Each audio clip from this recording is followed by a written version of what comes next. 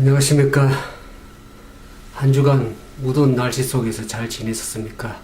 이제 날씨가 조금 선선한 그런 아침 저녁으로 찬기운을 좀 느끼게 됩니다. 아무쪼록 여러분들 삶 속에 주님의 은혜가 늘 함께 하셔서 귀한 믿음의 삶을 통해서 매일 날마다 믿음 안에 승리하는 우리 모두가 되기를 진심으로 바랍니다. 오늘은 열왕기상 12장에 있는 말씀을 통해서 함께 우리가 은혜를 나누기를 원합니다.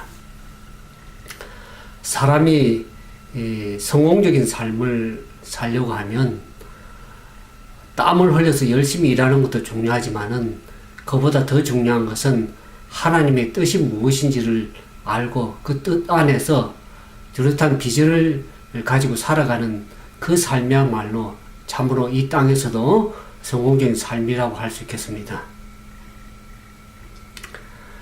우리가 하나님의 뜻을 따르고 그 뜻 안에서 뚜렷한 비전을 가지고 믿음의 삶을 살아가는 것은 얼마나 중요한 일인지 알 길이 없습니다. 오늘 열왕기상 12장에 보면 솔로몬, 이스라엘의 세 번째 왕인 그 솔로몬 왕이 죽은 이후에 그 아들 르호보암이 왕이 되는 모습을 보게 됩니다. 근데 이 르호보암 왕은 하나님의 뜻을 구하지도 않고 그 뜻을 알려고도 하지 않았습니다. 그러므로 말미암아서 얼마나 인생의 실패와 또 결국에 죄로 말미암아서 멸망하게 되는 그러한 어려운 그러한 상황을 맞이하는 것을 성경 가운데서 보게 됩니다.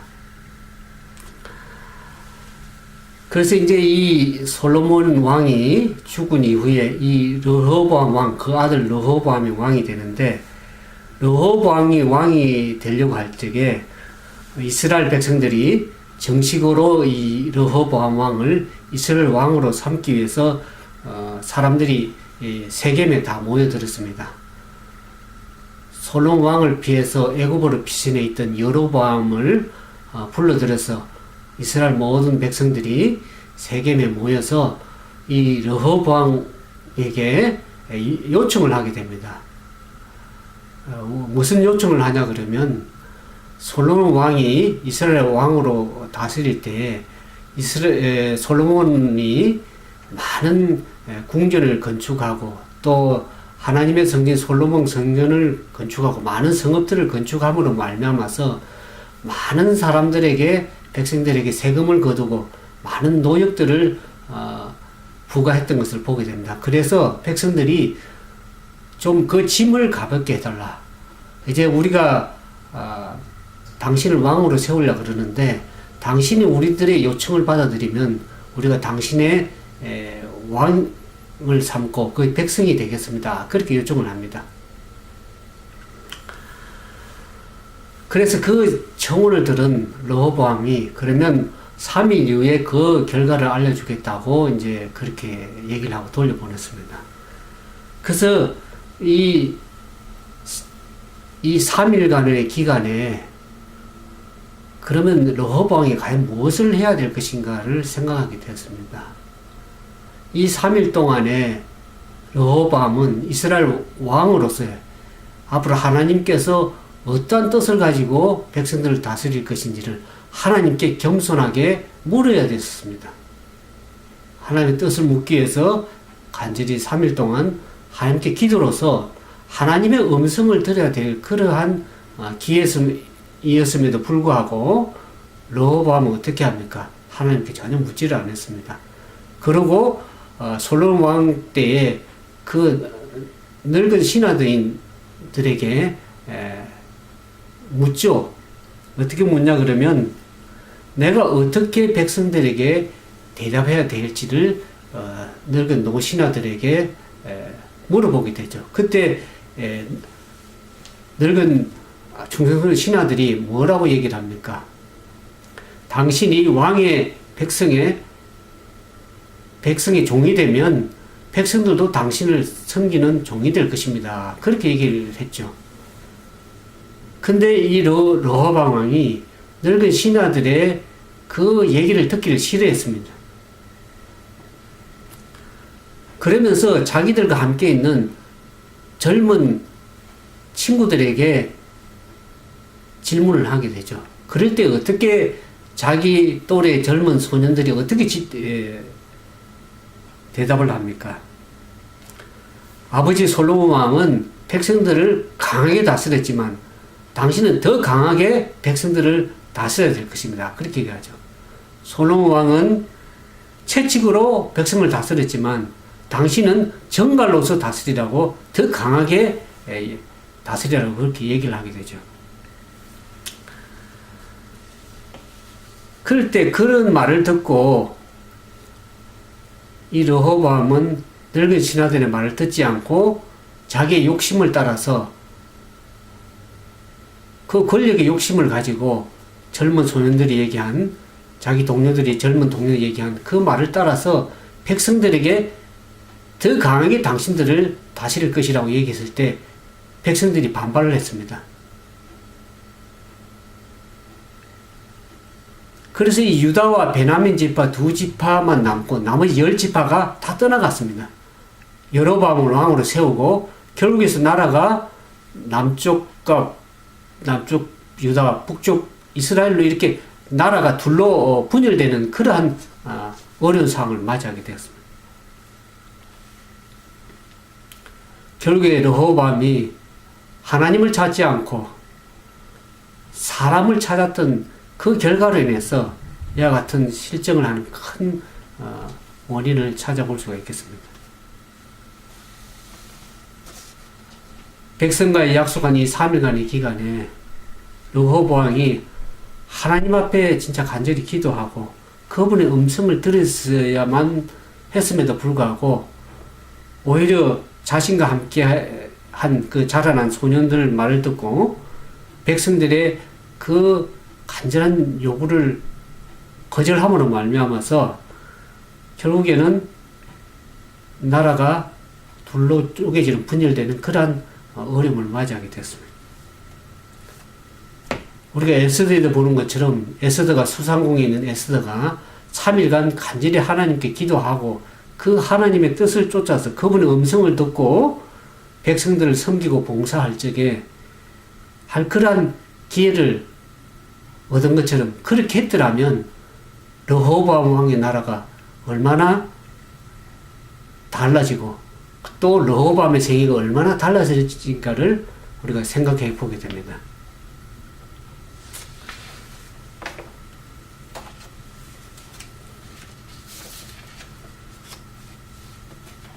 이 르호보암 왕이 들어야 할 말을 듣지 않고 듣지 말아야 될 말을 들은 결과로 인해서 결국 10지파가 다 떠나고 두 지파만 가지고 나라를 구성하는 그러한 결과를 맞이하게 됐습니다.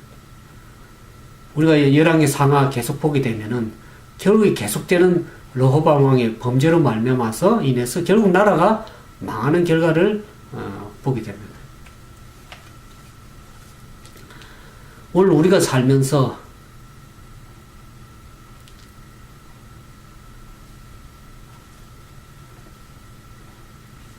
참으로 어떤 어려운 문제에 닥치고 어떤 결정할 대한 상황을 맞이하게 됩니다. 오늘 우리가 이 열왕기 12장에 있는 이 르호보암 왕의 이야기를 보면서 우리가 여기에서 배워야 될 교훈이 있습니다. 거기서 한 3가지로 배워야 될 그 교훈에 대해서 함께 생각해 보도록 하겠습니다. 오늘 우리가 인생을 살아가면서 이 르호보암 왕처럼 어떤 결정적인 문제를 결정해야 될 그러한 시간이 주어질 때가 있습니다.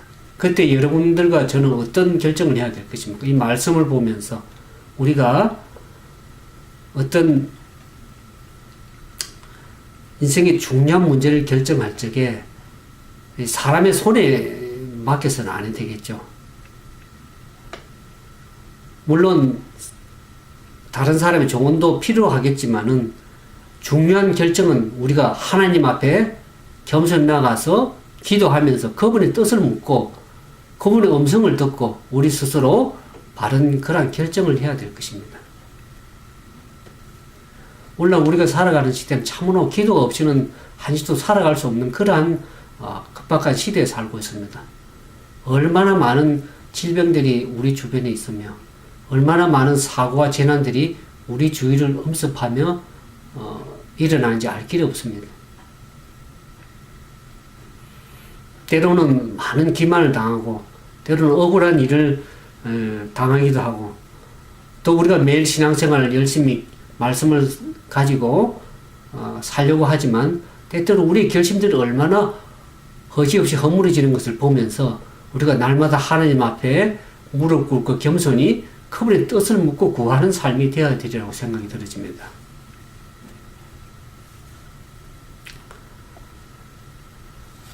오늘 르호보암 왕의 얘기를 보면서 사람을 통해서 말씀하시는 하나님의 그 음성을 들어야 할 그 기회에 욕심을 따라서 사람의 말을 들으려 하다가 돌이킬 수 없는 엄청난 그런 결과를 보는 것을 우리가 성경 가운데서 보지 않습니까? 오늘날 많은 사람들이 예수님께서 이 땅에 오셔서 사람의 모습으로 오셔서 우리의 죄를 대신해서 십자가에 죽으심으로 말미암아서 우리를 죄로부터 자유롭게 하시고 그분을 믿고 영생을 얻으라고 하는 그 복음의 말씀을 많은 사람들이 겸손히 하나님의 뜻을 받아들이지 않습니다. 그러므로 인해서 그 음성을 듣기를 거부하는 말미암아서 그들의 삶 속에 여전히 죄의 노예 가운데, 죄의 속박 가운데 살아가는 모습들을 우리가 많이 보게 됩니다.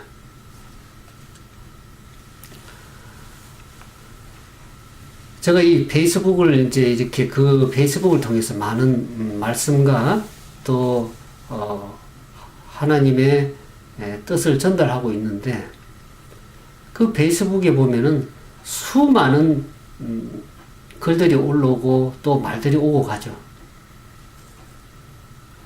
그 중에서 우리가 들어야 될 말이 있고 듣지 말아야 될 말이 있습니다.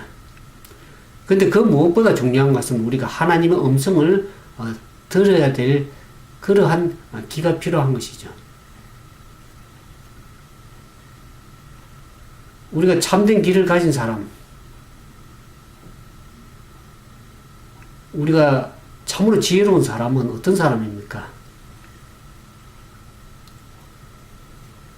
들어야 될 말과 듣지 말아야 될 말을 구분할 줄 알아야 됩니다. 그런 사람이 참으로 지혜로운 사람이죠. 제가 페이스북을 보면서 많은 사람들이 참으로 귀에 듣기 좋은 말을 듣길 참 원하는 걸 봅니다. 또 부드러운 말, 좀 자기에게 교훈이 되고 충고가 되는 좀 어려움 주는 말은 듣기를 싫어합니다.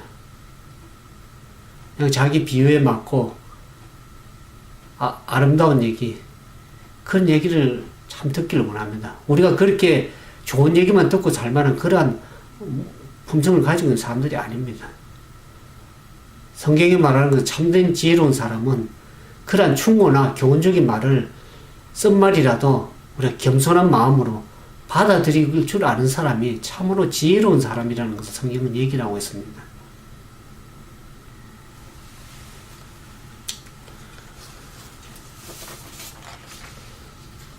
또한 우리가 우리의 자녀들은 어떻습니까? 우리의 자녀들을 위해서 우리가 항상 기도하고 그들의 세상의 유혹 가운데서 바르게 믿음으로 살아가게 하기 위해서 얼마나 많은 기도가 필요한지 알 길이 없습니다.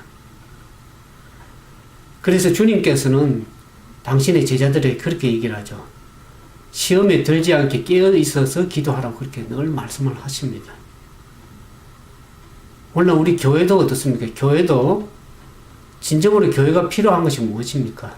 많은 프로그램을 하는 것입니까? 아니면 더 많은 좋은 장비와 더 좋은 건물이 있어야 될 것입니까? 아니면 더 체계적인 조직이 필요하다고 생각합니까? 물론 그것도 때로는 필요하겠지만 하나님께 진정 원하시는 것은 우리에게 더 중요한 것은 성령의 음성을 듣고 그 음성에 따라서 간절하게 하나님께 기도로서 나가는 그런 사람들이 반드시 필요하리라고 그렇게 생각이 들어집니다. 우리가 하나님의 일을 할 적에 기도 없이 우리가 일을 하면 우리 혼자만 일을 하게 됩니다. 그러나 우리가 하나님의 일을 할 적에 하나님과 더불어서 우리가 겸손히 하나님 뜻을 묻고 기도하고 나아갈 적에는 하나님께서 우리와 함께 일하시는 것을 보게 됩니다. 두 번째로 이 르호보암 왕의 이야기를 보면서 우리가 배울 교훈, 또 한 가지 교훈은 우리가 사람을 의지하고 살지 말아야 되지만 때로는 필요한 경우에는 신실한 사람들의 조언도 우리가 구해야 될 그런 필요가 있습니다.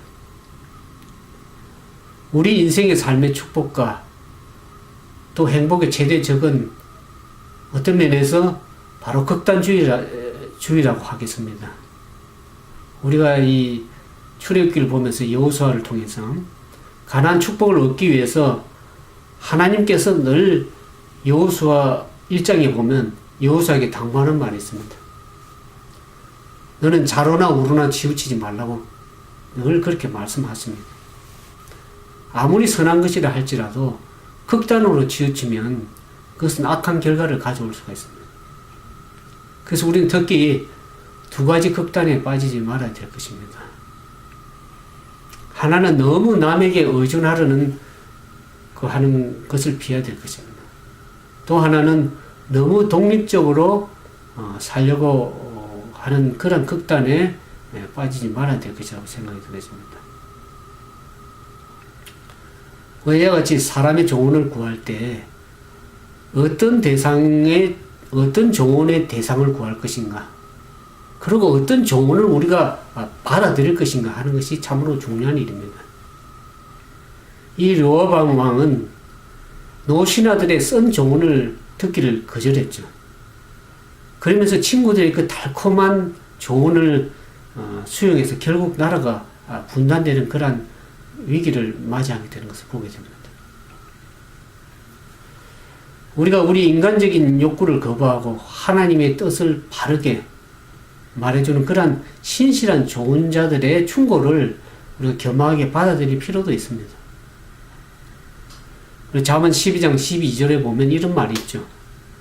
미련한 자는 자기 행위를 바른 줄로 여기나 지혜로운 자는 권고를 듣느니라. 그 같은 말씀이 있습니다.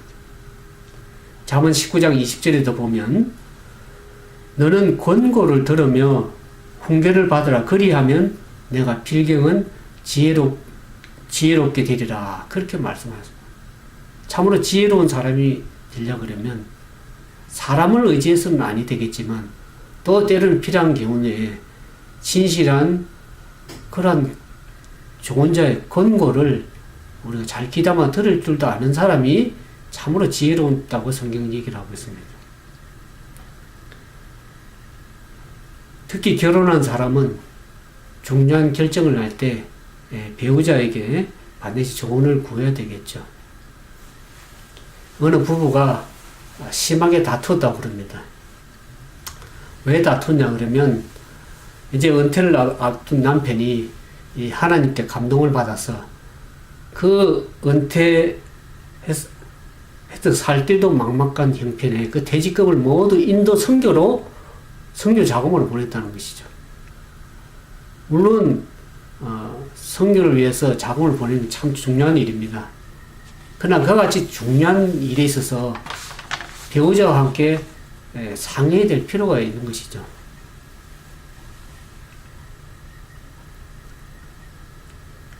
그리고 세 번째로 보면 우리가 열왕기상 12장에서 이 르호보암 왕의 이야기를 위해서 우리가 또 배울 세 번째 교훈은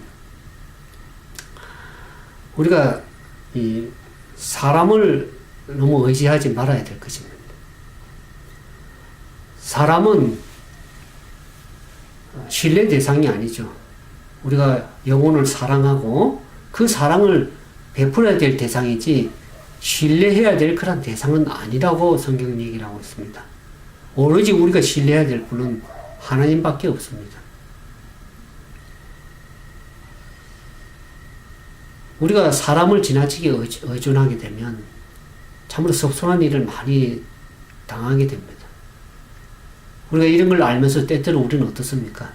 연약한 인간이나 참 사람을 의지하기 너무 쉽습니다. 저나 여러분이나 살아가면서 늘 그래 어려움을 겪으면서도 또 가서 또 사람을 의지하는 그와 같기 때문에 우리가 날마다 하나님의 말씀으로 무장하고 하나님 뜻에 늘 굴복하는 삶이 되어야 되리라고 그렇게 생각이 들어집니다.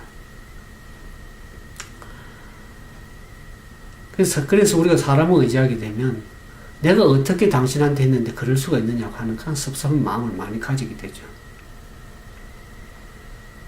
제가 이 페이스북을 하면서 저도 이제 서운한 마음이 때로는 들 때가 있습니다. 인간적으로 보면. 많은 은혜를 베풀고, 하는데도 때로는 바로 답장도 없는 경우도 있고, 우리가 그 상대방의 사정을 잘 모르기 때문에 나는 열심히 댓글을 달아주고 좋아요를 누르고 많은 은혜를 베풀며 불구하고 전혀 댓글을 달지 않고 또 좋아요도 누르지 않고 방문도 하지 않고 그런 걸 보면서 때로는 인간적으로 보면 서운한 감정이 들 수가 있습니다. 그래서 우리가 사람을 너무 의지하지 말아야 될 것입니다. 우리 사람을 많이 의지하게 되면 이러한 섭섭한 일도 당하게 되지만 스스로의 창의성도 잃어버리게 됩니다. 그리고 사람이 그 부상을 당하면 목발을 이렇게 짚고 다니죠. 그래서 이 목발을 짚고 다니지만 어느 정도 회복이 되면 어떻습니까? 목발을 버려야 될 것입니다. 목발에서 벗어나는 삶이 되어야 됩니다. 근데 계속해서 목발을 짚고 다니면 어떻습니까? 오히려 그 사람을 건강하게 하는 것이 아니라 오히려 건강을 잃게 할 수 있습니다. 그래서 우리는 목발이 떠나가는 것을 두려워해서는 안 될 것입니다.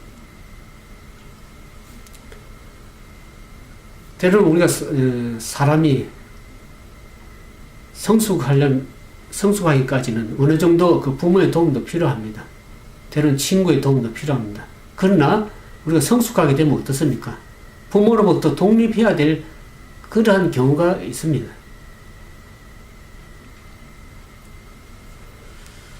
대개 사람들이 이 변화를 참 두려워합니다. 저나 여러분이나 변화를 그렇게 좋아하는 사람들이 많지가 않을 줄 압니다.